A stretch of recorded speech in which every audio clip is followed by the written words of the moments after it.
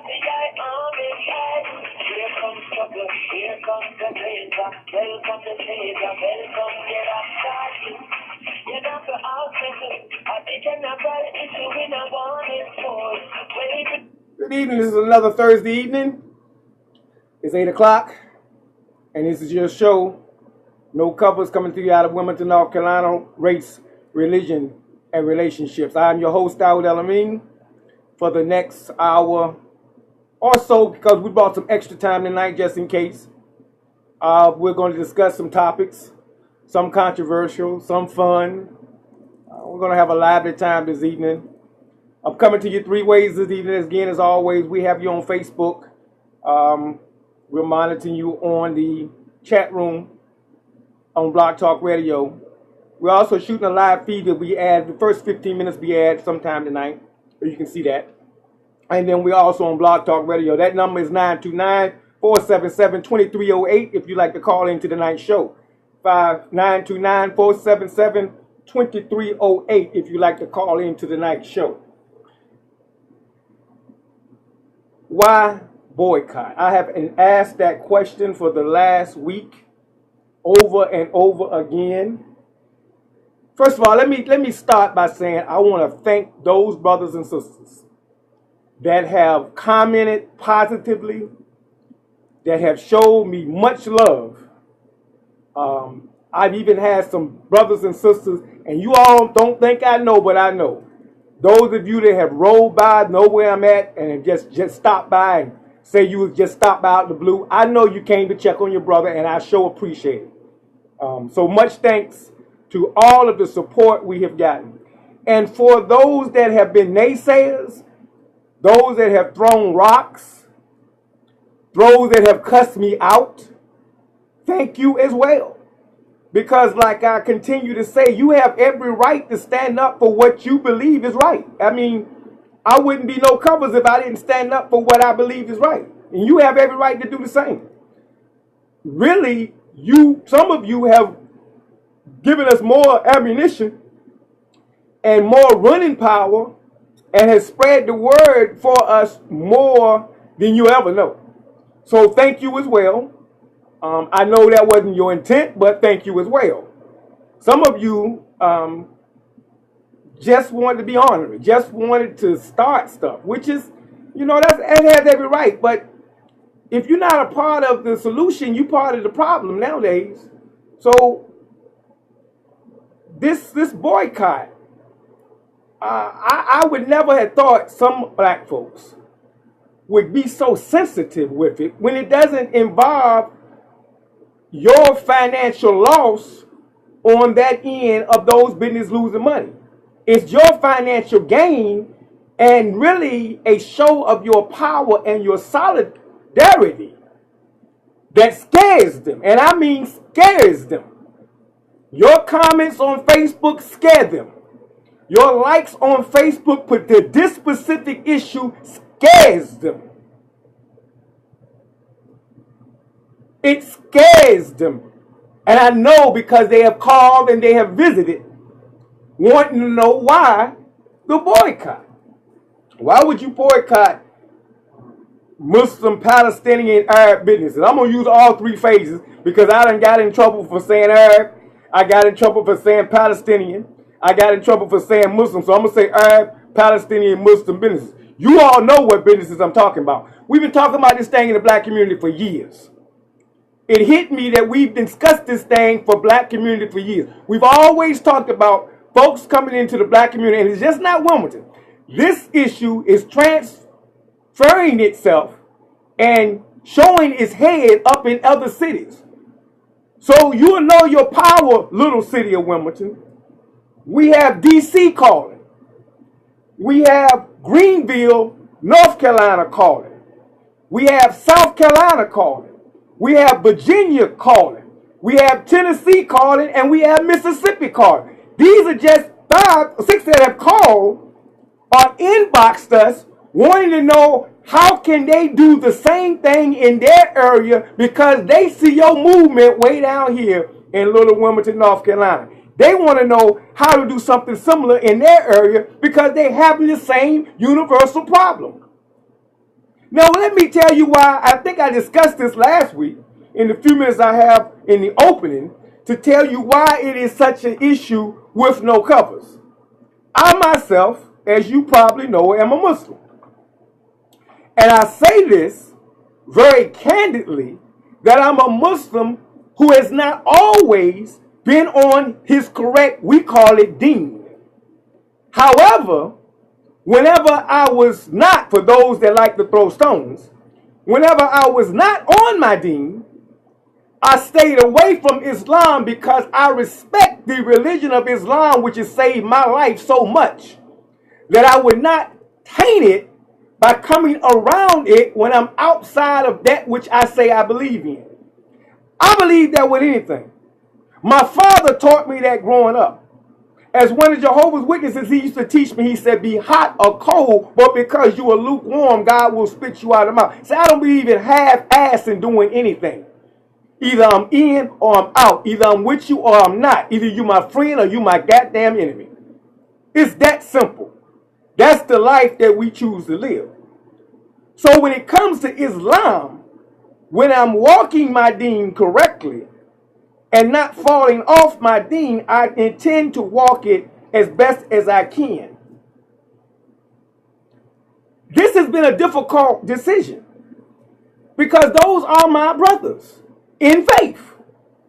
You are my brothers and sisters in kinship and family bond. But in the faith and the religion of Islam, I know many of you that's boycotting, you could care less about Islam. I know that. I know some of you could care less about me. I know that. Those are my brothers in faith. They believe in Islam. However, I am aware that what they are doing is incorrect. And I am also aware that we as Muslims are first obligated to call our brother and let him know first. Our book says, you tell him, then you use hand. But first you tell him he's incorrect. This book that you might not be familiar with is called the Quran. This book is a book of Islamic laws called Hadith. Both of these books are books that these folks that's in our community live by. In their country, they live by these books. And in this country, at the mosque or masjid, they live by these books. It is forbidden for us to sell alcohol, to partake of alcohol, to sell pork, to partake of pork by these books. But we didn't call them out for that. We called them out for their non-participation in our community where they take the funds from our community. Now that is their right. I'm not boycotting them for their right. They have every right to open a store in our community, set it up, fill it up with goods and merchandise, and sell it to us. They have every right to advertise to us. They have every right to pay rent on that block. They have every right to open their doors at 6 o'clock in the morning. And they have every right to close them at 7 o'clock so they can get out of the hood and take their money with them. They have every right to do that. You have every right, and I have every right not to spend our money with them.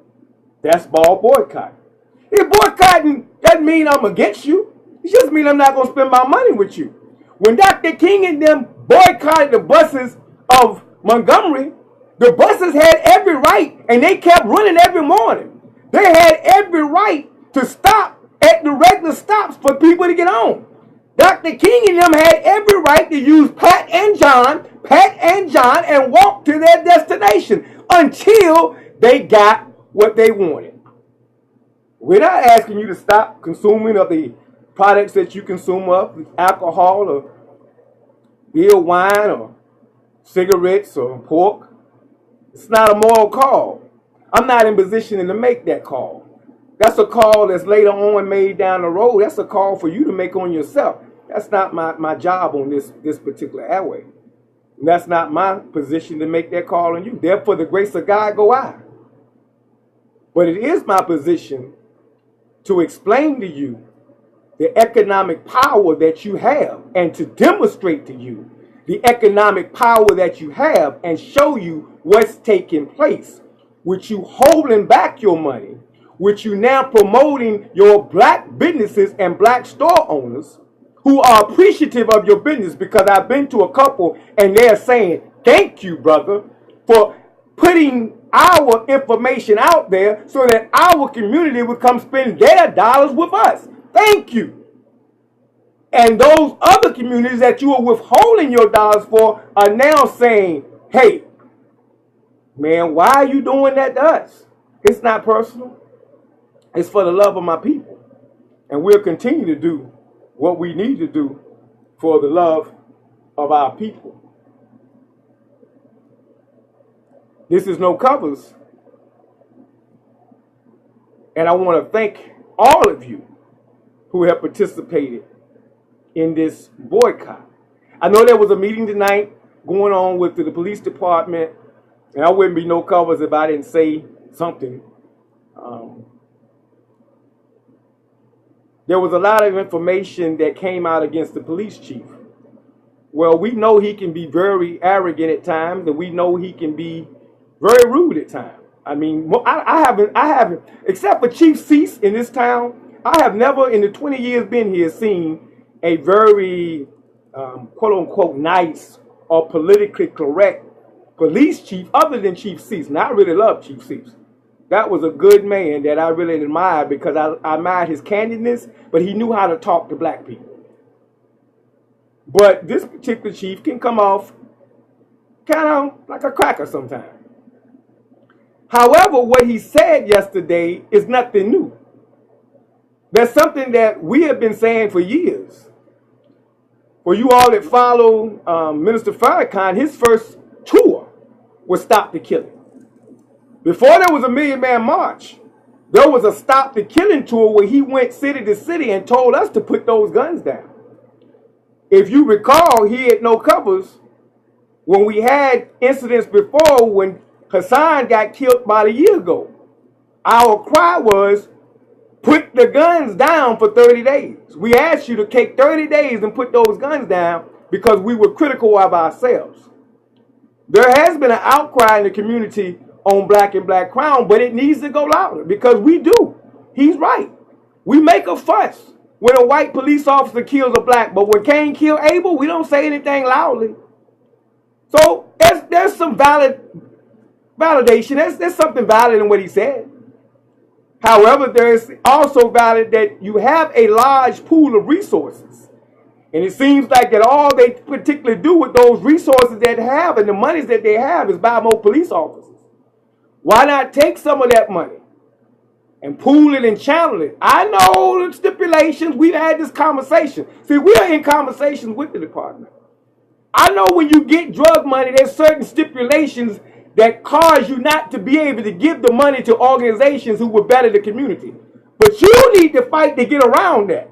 Because I know you can fight to get around taking that money and redistributing it back in the community and doing the same thing that we're critical on this boycott about the Arabs are doing. You're taking from our community, but you're not putting back in. Well, it's the same thing with the dope money. You're taking it from the community. Well, since it was harming the community, why not take that same money, run it back to those organizations, those businesses that have an infrastructure that can help build the community up instead of buying helicopters and tanks? Just my thoughts. Keep the boycott going. Keep running. This is No Covers. I'm your host, Dowd El-Amin. That's our first intro. The lines are now open. The lines are